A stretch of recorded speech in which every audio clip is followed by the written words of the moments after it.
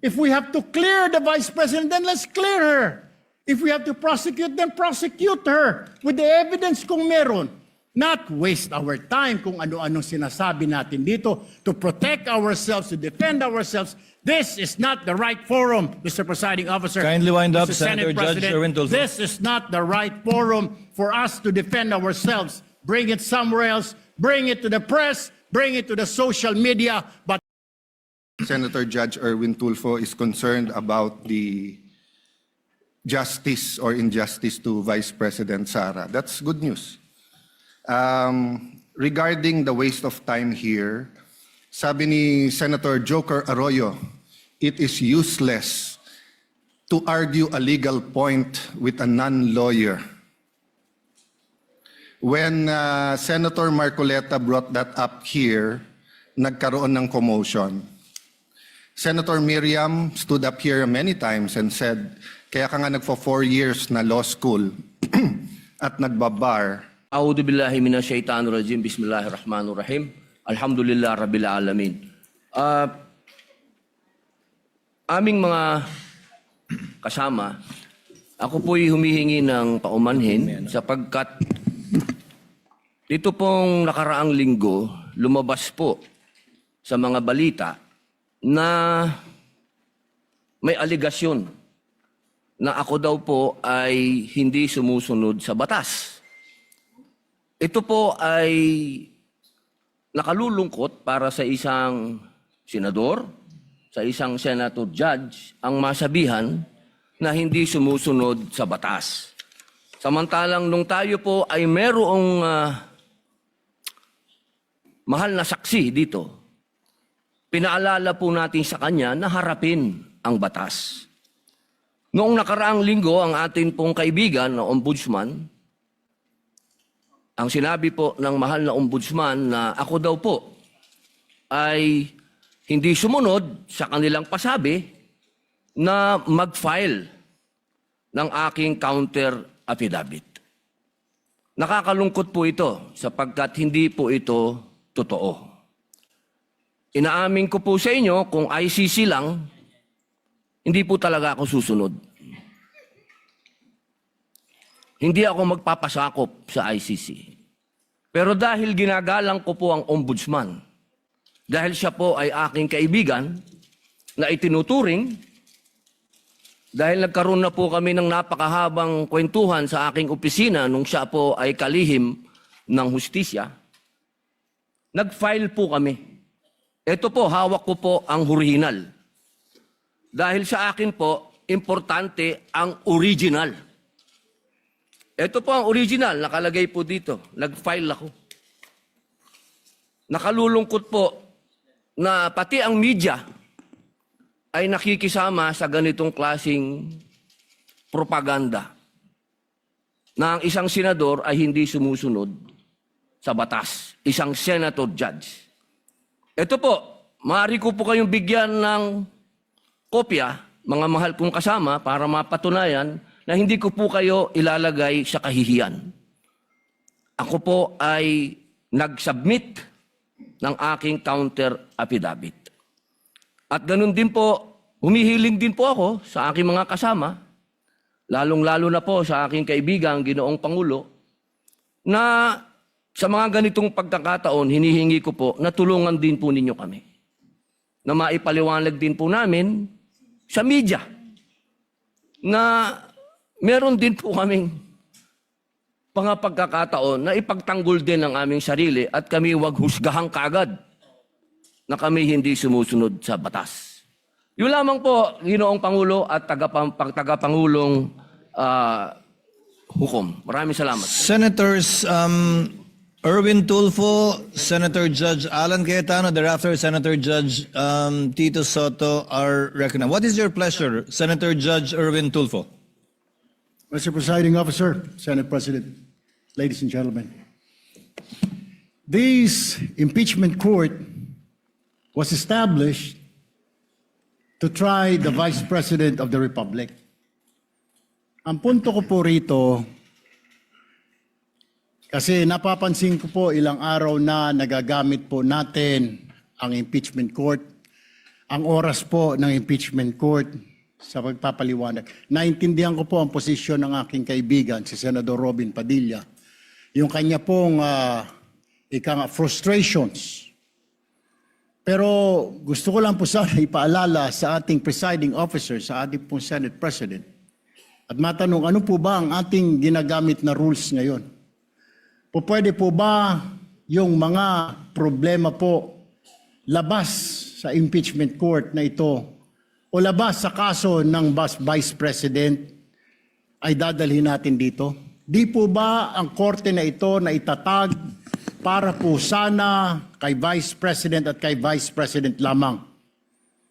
Mga ebidensya, mga testimonya, mga pahayag patungkol lamang po sana sa impeachment ng Vice President. Kasi dito pong mga nagdaang araw, Mr. Presiding Officer, Senate President, mga kasama, napansin ko po na nagagamit ang oras po ng impeachment court sa pagtatanggol po ng mga nakaraang araw ng sarili ng ilan sa mga kasamahan natin sa mga akusasyon. This is not the right forum and the right venue and not the right time to explain your situation. Kung gusto po ninyong mag-eksplika ng inyong mga saloobin, problema, maaari naman po ninyong gawin yan sa labas po ng oras ng impeachment court. Maaari pong sa press conference, nandyan naman po ang Senate media. Anytime po, nandoon sila sa Senate briefing room, press briefing room. Maaari din po sa Facebook o sa YouTube magpaliwanag. Huwag po nating gamitin ang oras ng impeachment court sa pagpapaliwanag o sa pagtatanggol ng ating mga sarili simula pa po noong nakaraang linggo. Because the time we waste here to defend ourselves, defend what we believe or what have you, is an injustice to the Vice President. Yung oras po na ito dapat ilaan natin sa pakikinig sa depensa ng Vice Presidente, sa mga akusasyon laban sa Vice Presidente, hindi po pagdidepensa sa mga sarili natin kung tayo inaakusahan ng kung anong mga ahensya, kung tayo po ay may mga kaso, may mga investigasyon. This is not the right forum, Mr. Presiding Officer, Mr. President, Senate President. This is not the right place. This court was established, was created, the impeachment court, for the Vice President and Vice President only. This should be her time. This should be her forum, not our forum here na ilabas natin ang saloobin natin, mga sagot natin sa mga akusasyon, mga kaso laban sa atin. And this is not also the time, Mr. President, Mr. Presiding Officer, na hanapin yung mga kasama nating nawawala, nakakulong, dapat po doon sa Senado natin, sa sesyon natin, and not here in this court, Mr. Presiding Officer, Mr. Senate President. Kaya pakiusap ko lamang po sana sa ating mahal na Presiding Officer and Senate President, let us follow the rules. May rules ho tayo. Kung hindi naman ho patungkol sa Vice President na sasabihin natin, hindi naman po patungkol sa depensa o prosekusyon ng Vice Presidente natin, then wag na ho natin payagan na magsalita pa po dito because nasasayang. Because every minute, every hour that we waste away from the defense or from the prosecution of the case of the Vice President, it is injustice. It is called injustice to the Vice President, to her family, yung anguish, yung kanyang sama ng loob, yung oras na nakabinbin ang kaso na ito. Let us do this impeachment trial as quickly as possible.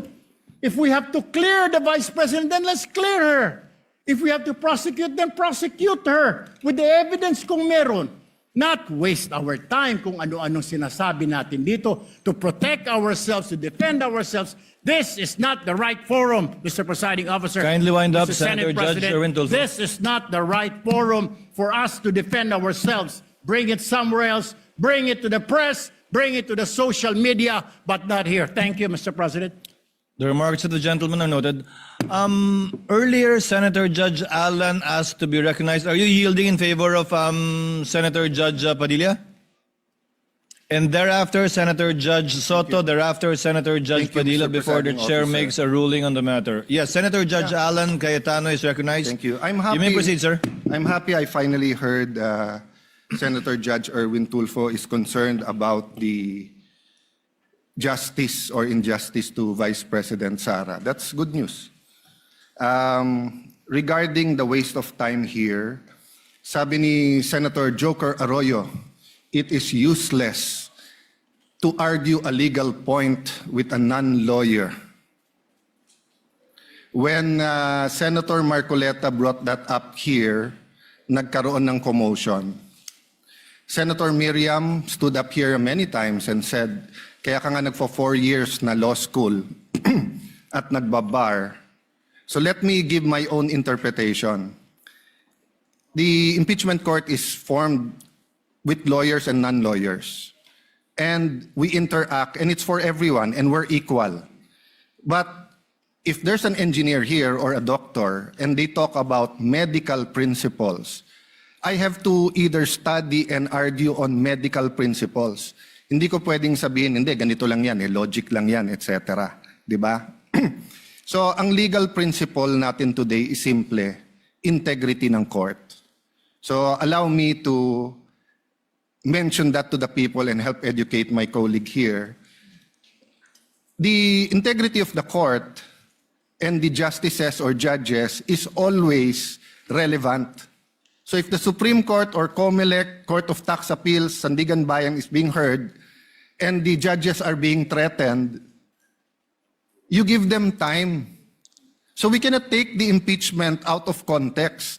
May nangyayaring flood control scandal, may nangyayaring gulo sa Team Unity na hindi na united ngayon. We consider Senator Marcoleta and Senator Jinggoy political prisoners, weaponized yung Blue Ribbon Committee at weaponized yung ano. So Mr. President, hindi tama na sabihin na I wasn't, after we brought up the problem with NBI, they doubled down, naggumawa pa ng task force.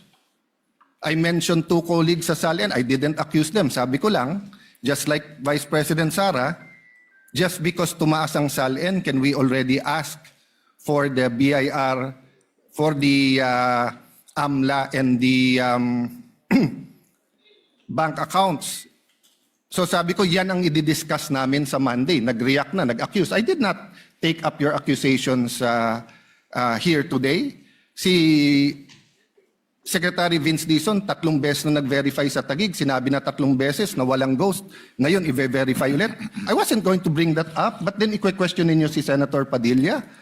It was all over the news na hindi niya inintindi or he snubbed the ombudsman. I was going to stand up before Senator Erwin stood up just to say, may registered mail. So nung una pa lang, 5 minutes si Senator Tulfo. So I'll take the 5 minutes also if you don't mind. The gentleman may proceed and kindly be mindful of the time. Yes, I will now. So I'm just saying, Senator Padilla just stood up to say, sumusunod siya sa batas. Tapos, kaya humaba to dahil nga, hindi importante ata dito yung integrity ng judge. Lastly, kaya sinabi kong it's useless to argue a legal point. Ilang beses ko na narinig dito. It's our job to clear or prosecute the Vice President. Hindi po. It's our job to try and to decide. It's the prosecution's job to try to prosecute, and it's the defense job to convince us na wala. Our job is to try and to decide. And when you decide, you acquit or you convict. Why is that important? These are legal terms. Hindi pwedeng yung nanonood na law student ngayon sasabihin, trabaho pala ng judge to clear or to prosecute. Thank you, Mr. Presiding Officer, Mr. Senate President. Thank you, Senator Judge Alan Cayetano. His remarks are noted. Senator Judge Soto, thereafter, Senator Judge Padilla, thereafter, the presiding officer shall make a ruling. You may proceed, sir. You have 2 minutes. Yeah, thank you, Mr. President, the presiding officer. I do not have 4 years of law, but I have 29 years of lawmaking. And I move that the manifestations of that we have heard be referred to the Senate proper. We will act on it at the proper time, Your Honor. Thank you. Your remarks are noted. Senator Judge Padilla is recognized. You may proceed, sir. You have 2 minutes. Maraming salamat po, aming tagapamahalang hukom. Ito pong kasuotan natin sa mga oras na ito, hindi lamang po ito nire-represent ang impeachment ng ating pangalawang Pangulo. Ang nire-represent po nito ay ating karapatan bilang mga Pilipino at unang-una na ang due process. Ito po yun ang ibig sabihin. Kaya ikaw ay pangalawang Pangulo, ikaw ang Pangulo, ikaw ay Senator Judge, ikaw ay magsasaka, ikaw ay mangingisda, kailangan may due process. Yung pong nangyari sa akin, na ako po ay nahusgahan na kaagad bilang Senator Judge, ang pinaglalaban po natin integridad ng korte na ito at ng mga Senator Judge. Kaya sana po wag nating kalimutan na ang bawat Pilipino ay may karapatan, lalong-lalo na sa usapin na ikaw, ako, sa oras na ito, ay Senator Judge. Yun lamang po, napakaiksi lang. Due process, mga mahal kong kaibigan, mga mahal kong kababayan, maging prosecution, maging defense, sa ating lahat, wag nating kalimutan, pantay-pantay tayo sa batas. Maraming salamat po. Senator Judge Pangilinan, what is your pleasure, sir? Yes, just a very quick manifestation, Mr. Presiding Officer. Earlier, former Senate President Soto moved that these matters be referred to the Senate. This is precedent, actually. During the Estrada impeachment trial, the father of Senator Cayetano Alan, Senator Rene Cayetano, made a manifestation regarding a case that was supposedly being prepared, a criminal case to be filed against him. It was raised in the impeachment court, but ultimately the impeachment court agreed that the manifestation was referred to the Senate as a legislative body. So there is precedent for this. Yes, the court allowed then Senator Rene Cayetano to make his manifestation, but eventually it was resolved that the matter be referred to the Senate as a legislative body. So we share. We move for the previous. Yes, we move. We call for the previous question, Mr. President. Senator Judge Cayetano? I think the presiding officer ruled that we will take it up later on, but if Senator Judge Pangilinan will insist, then I have to object on a point of order. Rule 6 says, the last part, the provisions of the rules of the Senate and the revised rules of court shall apply suppletory whenever applicable. And in the rules of the Senate, whenever the senator feels threatened or anything happens, whether pinatayan ng aircon, whether may nakatutok na barel or sinaran ng pinto, he can rise on a point of personal and collective privilege. We didn't do that para umikli. Now, if we're going to argue today rather than ask them about due process with a simple manifestation from Senator Padilla na hindi totoong binabastos o binabaliwala ang ombudsman, registered mail lang kaya hindi pa nadagdag. So, hindi kami ang nagwe-waste ng time. We can have a caucus, we can talk about it. You want to debate that now? With the permission of Senator Judge